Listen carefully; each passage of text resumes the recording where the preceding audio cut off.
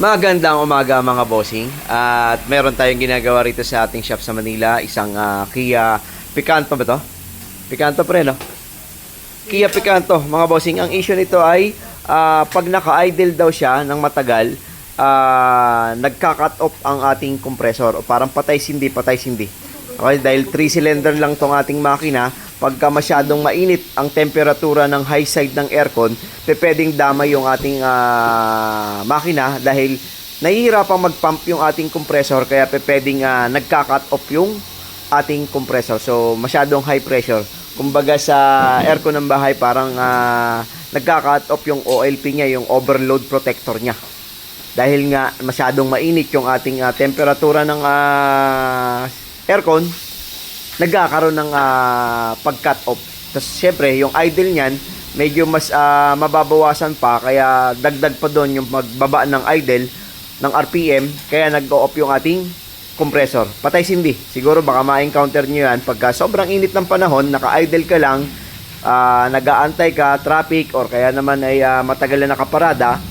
Isa sa mga nagiging problema niya yung patay-sindi ang compressor. Pagka ganun, pwedeng overload nga, no? Pero hindi siya maituturing na overload naman na sobra. At kahit bawasan mo siya ng refrigerant, hindi naman makukuha. Kasi unang-una, baka mag-drain ka lang ng refrigerant, mabawasan yung lamig, hindi na siya mag-cut off, pero mahina naman ang lamig. Magkaiba yon. So, ito, ang gagawin natin dito mga bossing, ay i-check natin yung kanyang auxiliary fan. Kung gumagana ngayon mga bossing, wala naman siyang issue ngayon Pagka malamig ang panahon o umaga, wala naman problema. Pero, pagka matagal nang hinto, tas mainit ang panahon, doon siya nagkakaroon ng trouble. So, ang advice natin dito, mag-flushing ng system, magpapalit tayo ng receiver dryer, expansion valve, tapos mag-check tayo ng auxiliary fan. Dahil ang nagiging problema lang naman ng aircon pagka tanghali at traffic ay yung condenser nagkakaroon ng mas matinding init. So, pagka masikip na ang butas ng condenser, mga bossing ito, so may mga butas yan na maliliit, pagka medyo barado na yan, kaya nahihirapang mag-pump ang compressor. Pag nahihirapan mag-pump ang compressor, mahihirapan din yung ating makina. Kaya i-check natin yung ating radiator fan, flushing natin ang buong system, para kumbaga sa ilong ay medyo makahinga ng maganda. Parang yung aking ilong, barado ngayon mga bossing, kaya medyo nahihirapan akong huminga. Okay, so yun ang gagawin natin dito sa ating Kia Picanto mga bossing. At tingnan natin kung masusolusyonan natin yon. Pero syempre, pagkatapos natin gawin, hindi ko alam kung anong oras na matatapos, tingnan natin pagka nagamit na ng kliyente natin kung meron pa ba siyang reklamo pagdating dun sa sinasabi niyang problema na yon. Okay? Mga boss, eto na, nababa na namin yung ating condenser. Kaya pala talaga siya nagkakaroon ng problema. Dahil ang kanyang desiccant bag mga bossing ay napuno na ng black oil. So, isa po yan sa dahilan kung bakit magkakaroon ng problema pagdating sa tanghali. Masikip na condenser dahil sa nalutong langis, nagkaroon na ng black oil, yan yung mga dahilan. At pwedeng pati compressor mga bossing ay apektado doon sa ating pagka-black oil na yon. Nakukuha yung pagka-black oil mga boss dahil sa masikip ang condenser. Nahihirapang mag-pump ang compressor, sobrang init. Kaya nagkakaroon ng ganyan. At pwedeng yung compressor ay may tama. Pwedeng ganon. So, ito naman, wala naman kami narinig na ingay kanina. So, wala talaga siyang nag-automatic din. Pero yun na nga, nahihirapan ito pagdating ng tanghali. Pagka mas uminit na yung temperatura ng panahon, sumasabay na rin tong ating condenser na umiinit ng todo. Kasi dapat po kulay puti yan. Pakita ko sa inyo kung anong kulay yan. Eto, mga bossing, ang kulay niyan. So, yan na yung naging itsura niya. So, kaya talagang makakaramdam siya ng problema pagdating sa tanghali. So, papacheck natin lahat. Compressor, pinapapull out natin. Ito pa nakita natin yung radiator niya. Naku, may mukhang may tagas.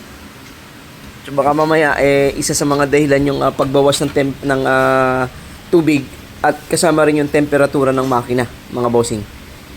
So, habang nakababa pa tong ating bumper at saka tong ating mga frame dito, advice na natin to sa ating kliyente.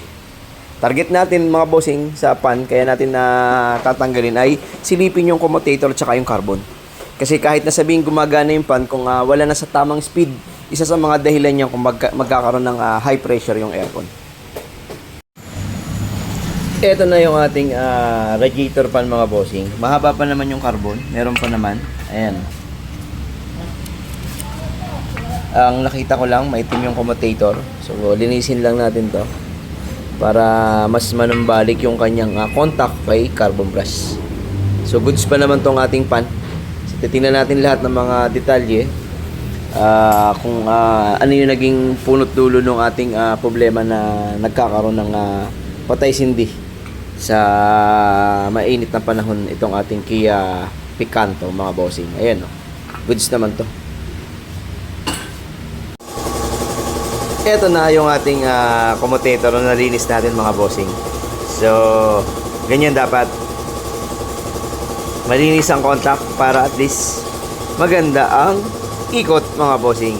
Okay? So, pwede nyo palinis yung mga pag nabubuksan, mga bossing, ha.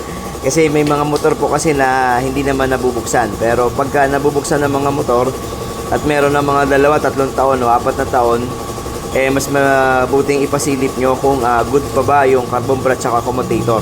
Kasi pag tumigil o humina itong ating pan, tas wala namang ibang backup na pan, kawawa po ang aircon yan. Diyan po nagsisimula magkaroon ng problema yung ating compressor at ang ating aircon. Okay? Mga bossing, nagpalit din tayo ng bagong radiator dito sa ating Kia Picanto, no? Hindi na natin repair yung kanyang luma dahil baka gumastos lang tas hindi rin naman tumagal. Kaya nagpapalit na lang tayo ng panibagong radiator, mga bossing, dito sa Picanto. Okay, tas kinakabit na natin yung ating mga pyesa na i-flashing na ng maayos yan. Hindi malalagyan ng ano dito. O may takip to. Okay, sige. Kinakabit na natin yung ating mga pyesa sa aircon para matasting na natin to ng leak test kung wala nang singaw. Yung ano yan, access valve, okay pa ba? Tingnan mo na, double check nyo na lang.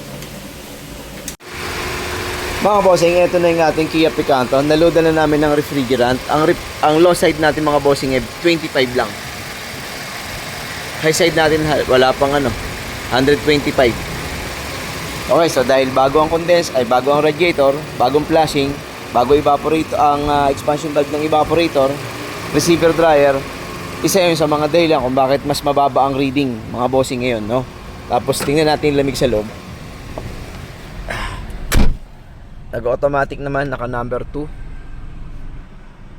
Nag-off. Pero mababa na sa 7. Yun, nag-on. Naka-engage. Ang kalaban naman ng ating customer dito, yun nga, pagka naka-idle ng tanghali, yung matagal nang ginagamit, dun daw nagkakaroon ng trouble yung patay sindi yung ating compressor, mga bossing, no? So, isa sa mga nakita nga natin yung black oil, tsaka radiator na may tagas, yun yung mga pwede naging issue ng ating aircon or ng ating Kia Picanto na to, no? Dahil sa high pressure kaya nagka-cut off yung ating compressor. At yun na medyo masama dahil nga may konting ingay na yung compressor dahil nga doon sa pagka black oil nung langis na yon, sigurado tayo na tinamaan din yung compressor. Hindi naman ganun kalala pa, pero yun yung magiging problema natin pagdating ng panahon kung lalala yung tama ng ating compressor.